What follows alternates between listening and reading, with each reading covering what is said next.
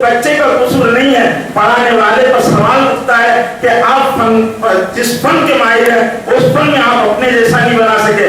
अल्लामा इकबाल ने कहा था कि उस्ताद वो है जो अपने तालिब इल्मों को अपने जैसा बना दे, कम से कम अपने जैसा बना दे।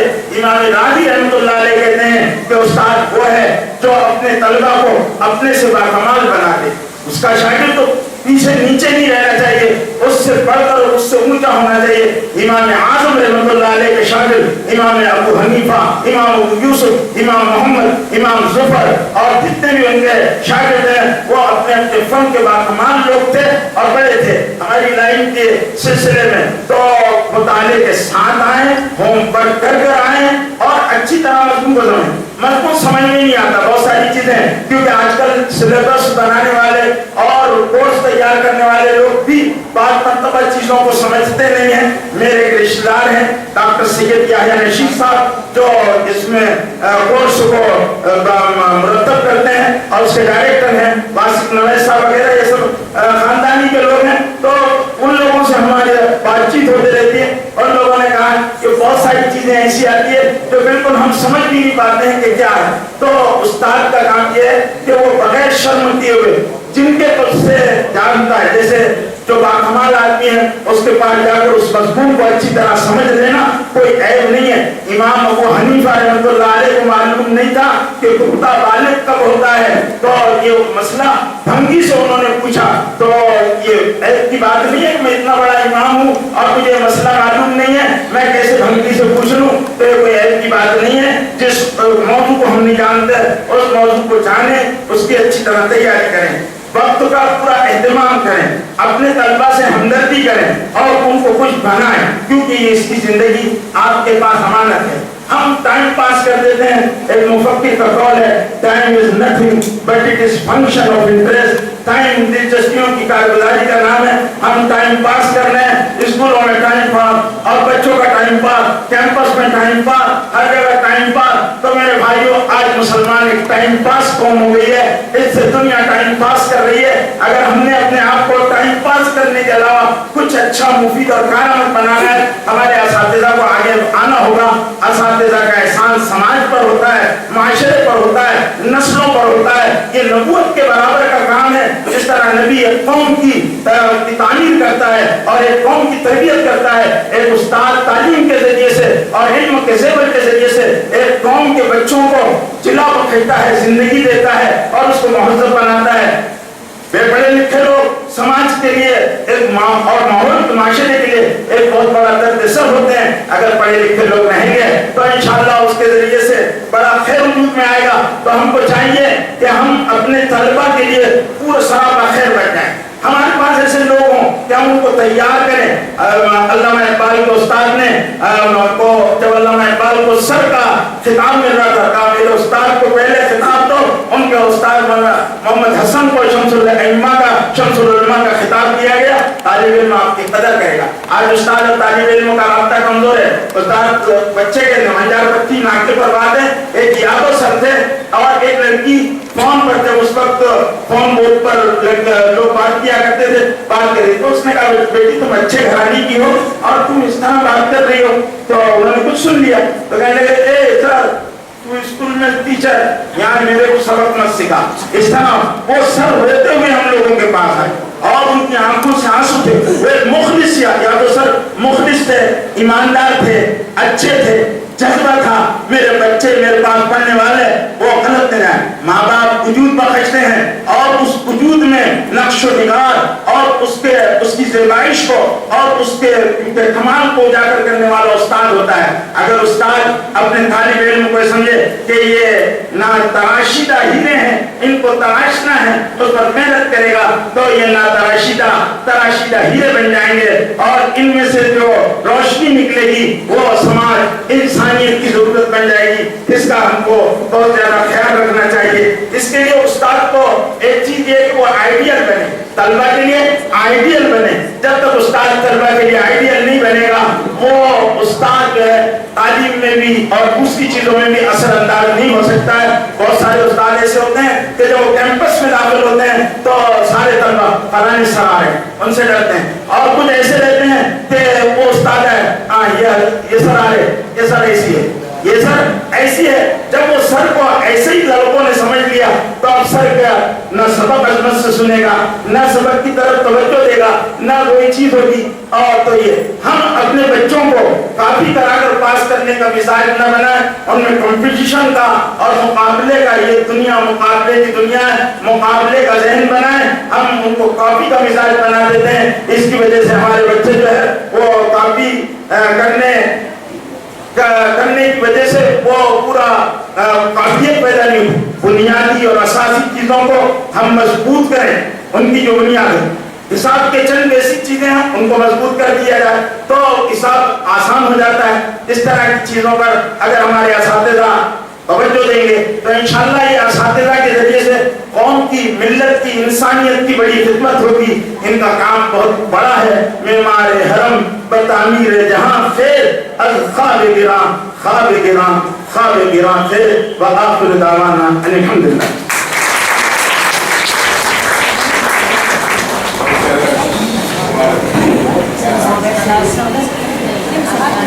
आप थे मोहतरम मौलाना मुजाहिद नदवी साहब, जो हम असातिज़ा किराम को आईना दिखा रहे थे। इस बसीरत आमेज गुफ्तगू के बाद अब आइए उस हकीकत से पर्दा उठाएं जिससे वाकिफ होते हुए भी हम उसे छुपाने की नाकाम कोशिश कर रहे हैं। खुदा ताला ने कौम के नौनिहालों को बतौर अमानत हमें सौंप कर उस्ताद और शागिर्द के मुकद्दस रिश्ते में बांध दिया है। शफ़क़त और एहतराम के ताने बाने से बुना हुआ ये रिश्ता किस कदर मुकद्दस और खूबसूरत है। एक अच्छे उस्ताद की मिसाल कुम्हार और जौहरी से दी जा सकती है। किसी एक मौके पर शायर कहता है, मेरी हंसी तो मेरे गमों का लिबास है, लेकिन जमाना कहाँ इतना गम शनास है। जब मैं उदास था तो जमाना था मुतमईन, अब मैं मुतमईन हूँ तो जमाना उदास है। मगर क्या सचमुच हम मुतमईन हैं? क्या सचमुच हम बहैसियत मौलिम खुश हैं? इस हकीकत से पर्दा उठाने के लिए मैं आवाज दे रहा हूँ उस शख्सियत को जो उर्दू का दिलदादा है। मेरी मुराद मोहतरम उन्मेश गदरे साहब से। जोरदार तालियों से आपका इस्तकबाल करें मोहतरम Unmesh Gadre sahab. Good morning, good morning, good morning, good morning once again.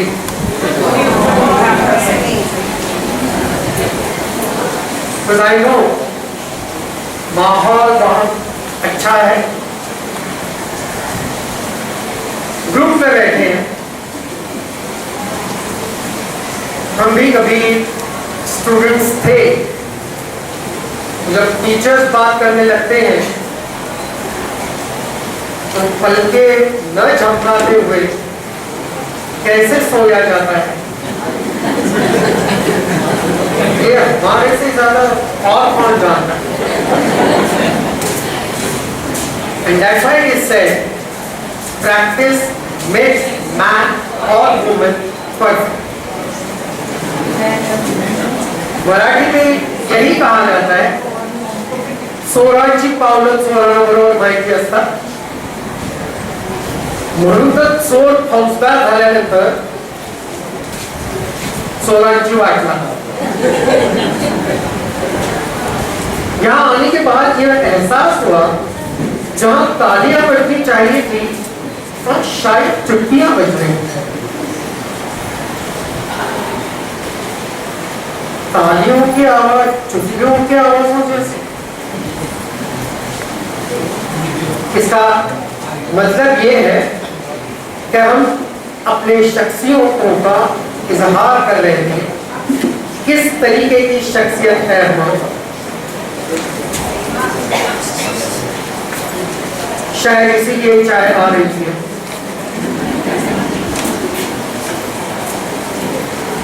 ठंडे पड़ चुके हो?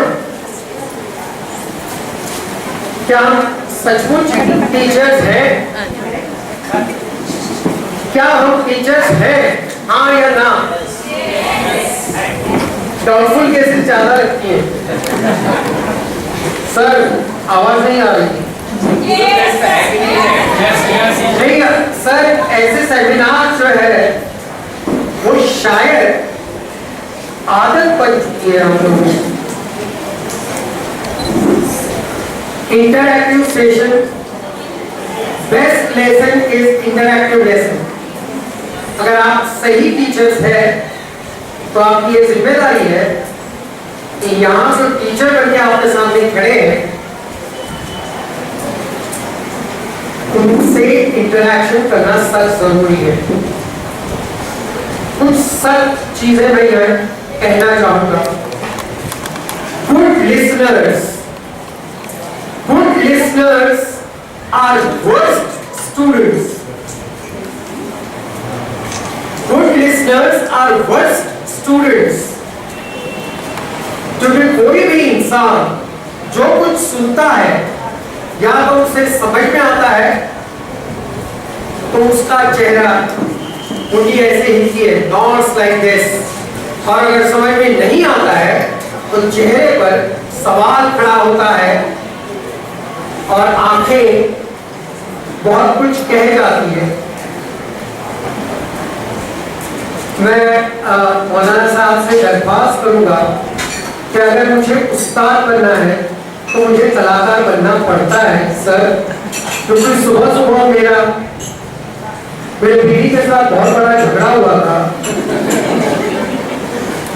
अगर वही सब लेकर मैं यहाँ आ जाऊंगा तो एज ए टीचर कोई मुझे बर्दाश्त नहीं करेगा और मेरे स्टूडेंट्स मुझे कहेंगे सर ये हालत क्या बना रखी है, कुछ लेते क्यों नहीं। तो एक अच्छे उस्ताद के लिए अच्छा कलाकार होना, एक्टिंग करना सख्त जरूरी है। अगर टीचर का कैरेक्टर बखूबी निभाना है तो teacher must be the best actor, the teacher must be the best singer. खुद को समझने में क्या है,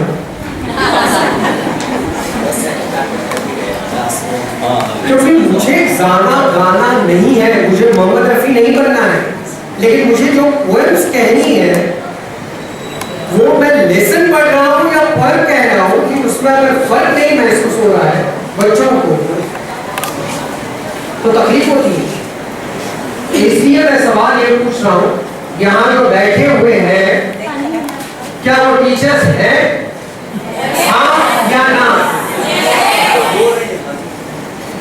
अगला सवाल बहुत अहम सवाल है, क्या वो खुश है? हाँ या ना? क्योंकि आप टीचर्स हैं, उसके लिए प्रूफ है आपके पास, डिग्रीज है, अपॉइंटमेंट लेटर्स है, मास्टर्स पर के ऊपर आपकी साइंस है, लेकिन क्या आप खुश हैं? उसके लिए आपके पास क्या प्रूफ है?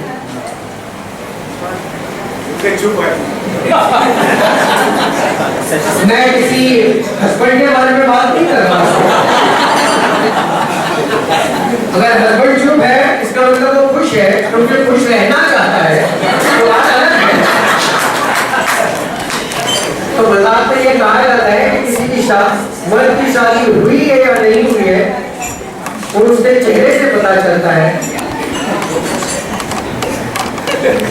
जब वो घर से बाहर निकलता है तो खुश दिखाई देता है और जैसे ही शाम ढलने लगती है तब उसका चेहरा मायूसी से भर जाता है। तब पता चलता है कि या बंदा शादीशुदा है।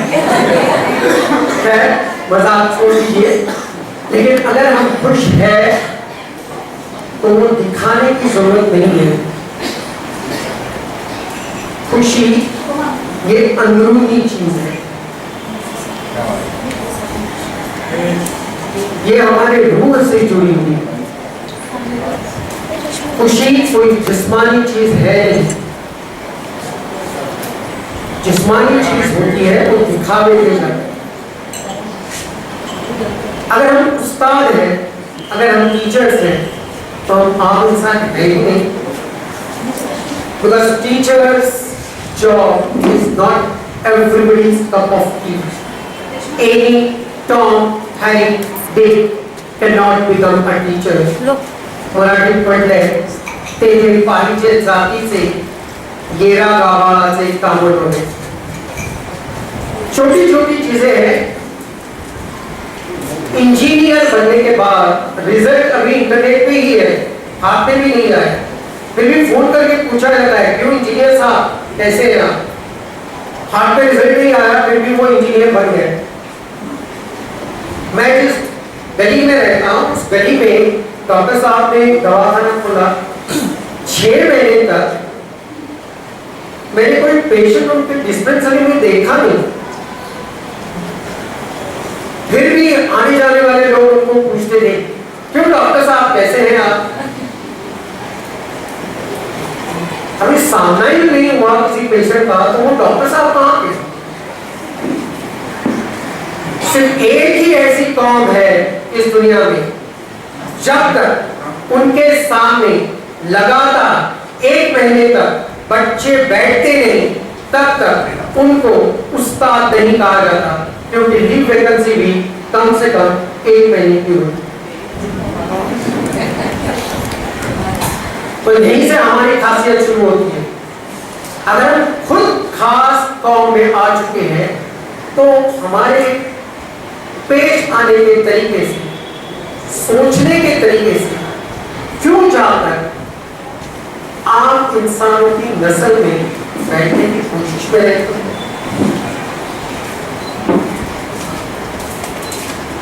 अगर हमें खुश रहना है तो लहरों पर सवार होना सख्त जरूरी है, चाहे वो लहरें सुनामी की क्यों न।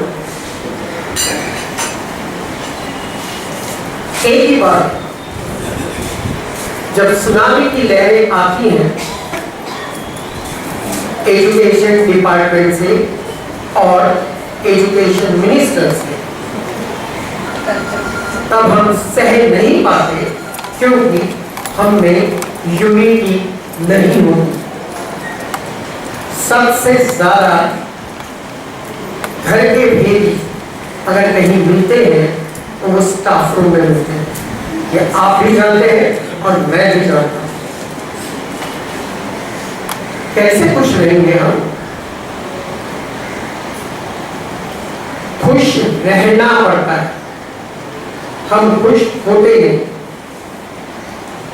मौलवी साहब ने जो कहा उस्तादों के बारे में, जो इस तरीके के उस्ताद हैं, उन उस्तादों को आपके पास आकर आंखों में आंसू लाने की नौबत आती है, क्योंकि हमारे साथ काम करने वाले जो लोग हैं वही कहते हैं आपको क्या पड़ी है, स्कूल छूट गई ना, खत्म हो गया अभी। इसका मतलब ये है कि हमारी ही कौम में आए हुए लोगों को बस जिसका सेंटर में भेजना जरूरी है। कितने टीचर्स अपने ख्वाहिश से, जज्बे से इस पेशे में आए हैं और कितने जरूरतमंद हैं इसलिए आए। Some teachers are by choice and some teachers are by chance. So you have to ask yourself, are you by choice? If you are by choice, you are happy. If you are by chance teachers, अगर जिंदा रहना है, खुश रहना पड़ेगा।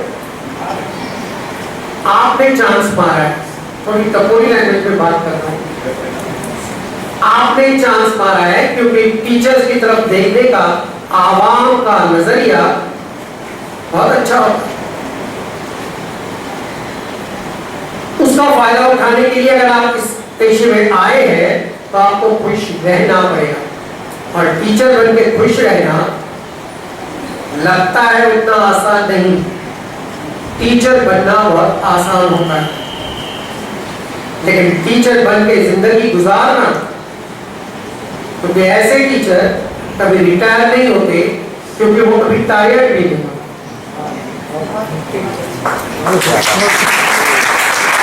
मेरे घर से बात कर रहा हूँ, मेरे वालिद जब रिटायर हुए तो बहुत सारे पेरेंट्स इतने खुश हुए, उन्होंने कहा सर बहुत अच्छा हुआ आप नौकरी से रिटायर हुए, अब हम कभी भी आपका दरवाजा खटखटा सकते हैं। और मैंने ये महसूस किया कि सर गणेश सर को मिलने के लिए कभी भी लोग आते।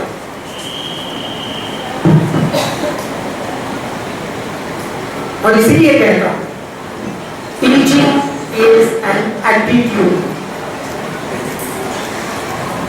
टीचर की एक शख्सियत होती है, जो इस शख्सियत को अपनाता है उसे अपनी खुद की शख्सियत को मिटाना पड़ता है।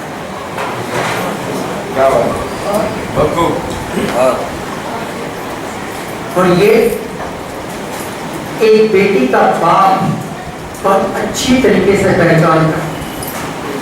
मेरी घर में पैदा हुई एक बेटी अचानक एक दिन दूसरे के घर में जाती है।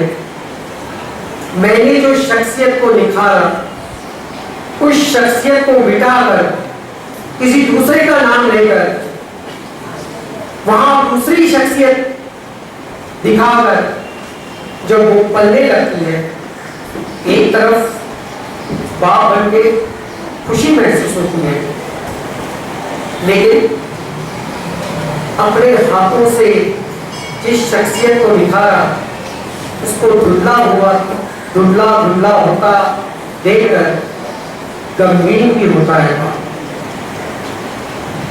हर एक टीचर को एक बच्ची का बाप बनने ऐसे शख्सियत को मिटते हुए देखना यही उसकी फितरत, तभी वो उसका खुश रह सकता है। उसकी खुशी किसी की मोहताज नहीं है। मैं खुश रहना चाहता हूं, किसी भी हालत में मैं खुश रहूंगा। मेरी खुशी किसी की मोहताज नहीं है, क्योंकि बाय चॉइस मैं इस पेशे में आया। तनख्वाह कितनी मिलती है अपने अपने नसीब में है, और जिनको ज्यादा तनख्वाह मिलती है वो खुश है। स्टैम्प पेपर पर भी लिखकर दे दे, मैं मानने के लिए तैयार हूं, क्योंकि मैंने सबसे ज्यादा तकलीफ में देखे हैं वो एडेड स्कूल के टीचर्स, क्योंकि अभी वो इस हालत में है कि 7वां वेतन आयोग मिलेगा या नहीं। अभी 6ठा हजम नहीं हो रहा है तो 7वीं की तरफ बढ़ रहे हैं, और इस मीटिंग में 6ठा वेतन आयोग मिल रहा है। इसी संस्था की दूसरी स्कूल बाजू की बिल्डिंग में भर रही है, वो अनएडेड है, वहां तीसरा वेतन आयोग भी नहीं मिल रहा है। शर्म नहीं आ रही है हम लोगों को, और किस वजह से ये हो रहा है? कैसे खुश रहेंगे आप? अपने ही बिरादरों से जब हाय लगती है, कौन रहेगा खुश? कोई मैंने थोड़ी ये किया है, ये तो गवर्नमेंट का काम है। अरे वाह, जो फायदे का होता है तो गवर्नमेंट का, तो गवर्नमेंट ने जो कुछ भी हमारे लिए भेजा वो वेलकम क्यों नहीं कहते? इसका मतलब ये है कि कई बार हम न इधर के न उधर के होते हैं। जो फायदे का होता है तब हम खास इंसान टीचर्स खुश, जहां नुकसान का होता है तब हम आम इंसान खुश। ये इस तरीके का